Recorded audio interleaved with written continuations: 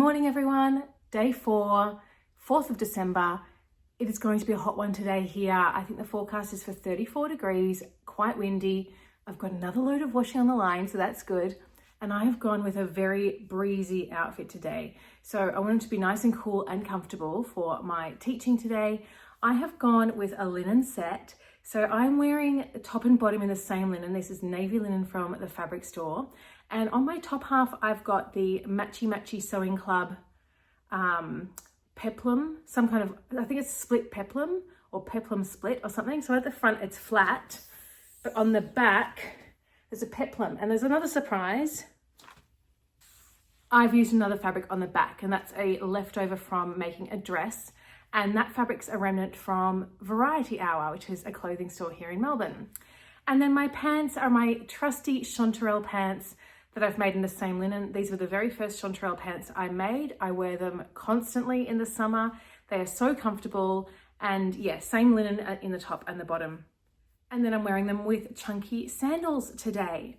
So it is 5 to 7. I need to get to school because I have an early choir rehearsal. So I'm gonna quickly make some breakfast to eat in the car and off I go. All right, time to go home. It is hot. It's Raf's birthday tomorrow. He's turning 9, and I need to go to the supermarket to get a few things for dinner, and also for him to give out to his classmates some treats. So yeah, a few jobs to do before I get home, and then yeah, night with the kids tonight. Raf and I are looking for number 4. We can't find it anywhere, can we, Raf? Where? Where is it? I think they forgot to add it. Maybe it's under that tent thing. What? What tent that thing? Black and white. Can you see a 4 on that? Let me see. No. Raf found it. It's on Santa's legs. It's right over there. Yes.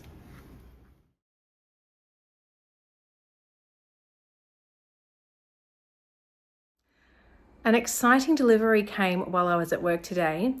I love doing a Christmas puzzle, but since last Christmas, I've done a bit of rearranging of the rooms in this house so that my boys could each have their own bedroom. And that means that the whole living area space has been kind of changed around a bit, and I don't have the same space for like a puzzle table anymore. So I decided to order like a movable puzzle board that you can put on a table and then slide it under the couch when you're not using it or when you need that space to be cleared up.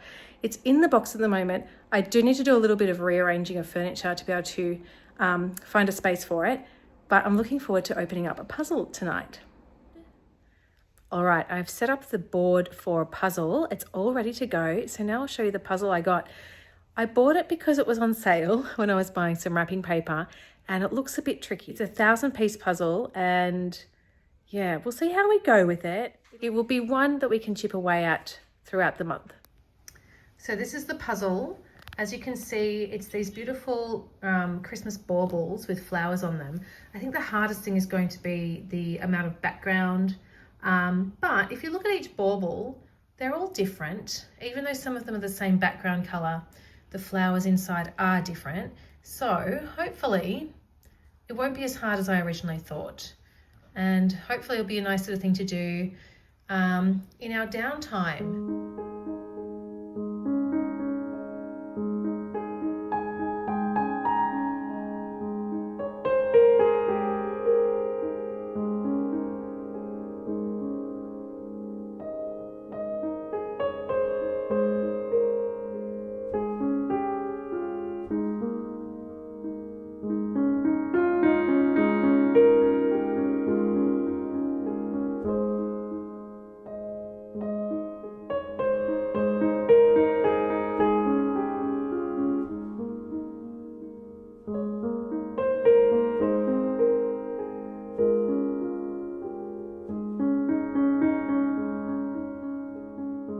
It's now 9:10 and my children have just gone to bed. So there's really not been any time for sewing or knitting or anything today. So I thought what I might do is make myself a cup of tea and then look through some of the questions people have been asking me and have a bit of a chat. Before I do that though, I'll show you what I've done to my advent calendar for the tea. One of the fun things about an advent calendar is the surprise every day when you open up that new window, and having the flavors listed on the back has really kind of taken away from that excitement. So I have come up with a bit of a solution, and that is I've just blue tacked some cardboard over the lists so I can still see the numbers, and then each day I'll just cut a piece off to where that number is that I'm up to, and then hopefully for the rest of them I will be able to still have that element of surprise with this advent calendar. So let me open up number 4 and I'll make my tea and I'll be back with you soon.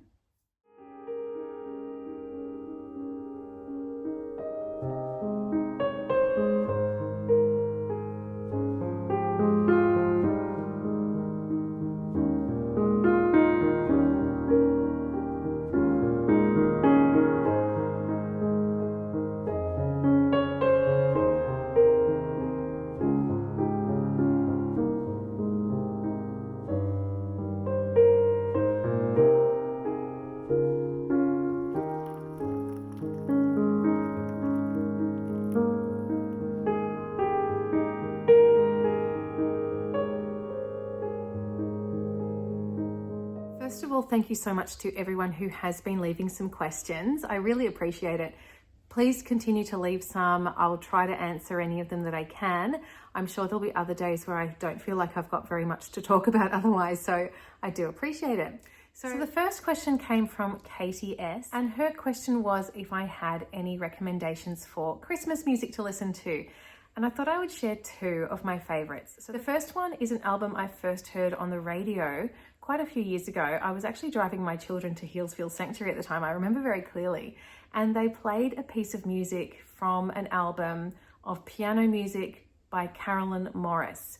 And I absolutely loved it. And I thought I have to listen to the rest of this album. It is now one of my absolute favorites. Every Christmas I listen to this. It's just piano music.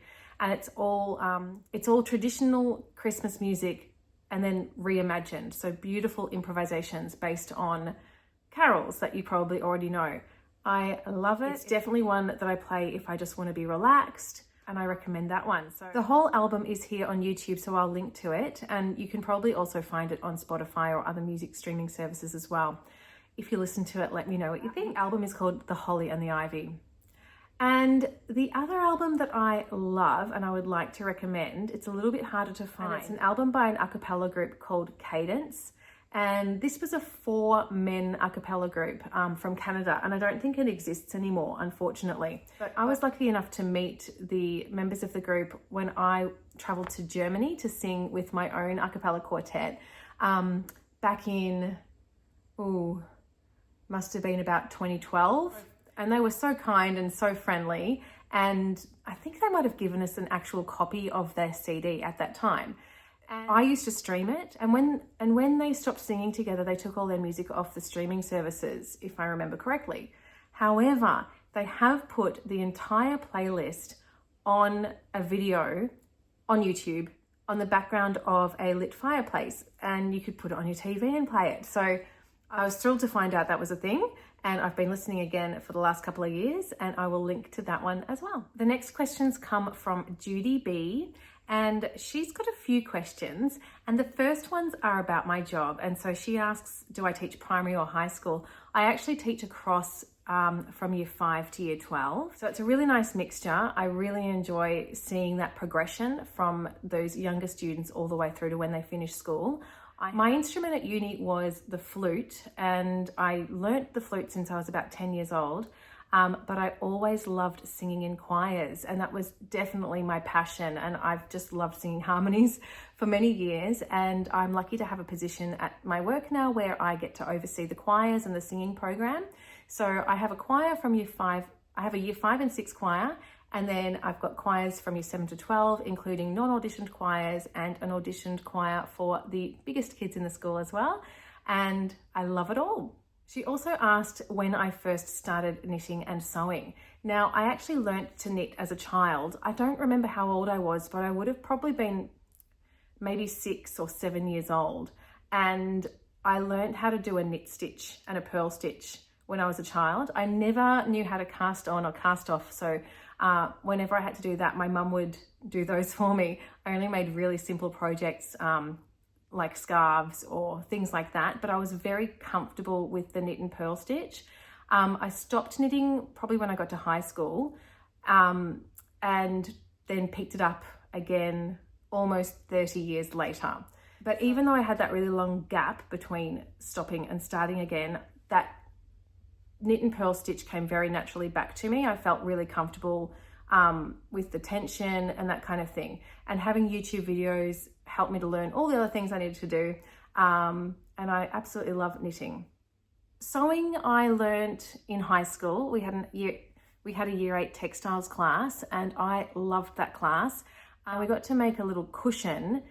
In the center was a cross stitch little piece we had to cross stitch, and on the outside it was like a log cabin kind of design, and I loved that so much. In fact, I made 2 cushions instead of the one. They were matching, and I was so proud when the teacher the next year asked me to bring them in as the sort of demonstration versions, because up until that point I didn't really feel very good at art. I hadn't ever done well in the drawing or painting or any of that kind of thing, and it was finally a time where I felt, oh, I'm actually quite artistic if I'm doing the right kind of art for me. So yeah, that was really enjoyable. I did have a sewing machine, or my mum had a sewing machine at home, and I used it on and off. I think I sort of did a little bit when I was at uni, made some very basic projects, but then I came back to it in COVID. I'd been doing a lot of hand stitching up until that point, so I'd made a few patchwork quilts all by hand, which is a huge project, and they'd take me a long time, but that was okay. It was just my hobby for doing in front of the TV. But then when COVID happened, I actually had 3 of these hand-pieced quilts, long arm machine quilted, and you know, it was quite expensive, and I thought, oh gee, this is an expensive hobby. And then when COVID happened, I had some savings that I couldn't really see being used for anything else, and I thought maybe this is the time for me to buy my own sewing machine and do my own quilting when I do make my patchwork quilts, because I was still hand piecing quilts at this point. Bought the sewing machine, bought a sewing course from Closet Core, the course that included the Pietra pants, the Cielo top, and the Fiore skirt, and those videos were excellent. I learnt so much from them. I made the Pietras and the Cielo. I haven't actually made the Fiore yet, and I think I'll go back to it one day, but they just gave me so much confidence to understand how to read a pattern, what everything meant, and then I was kind of off and away.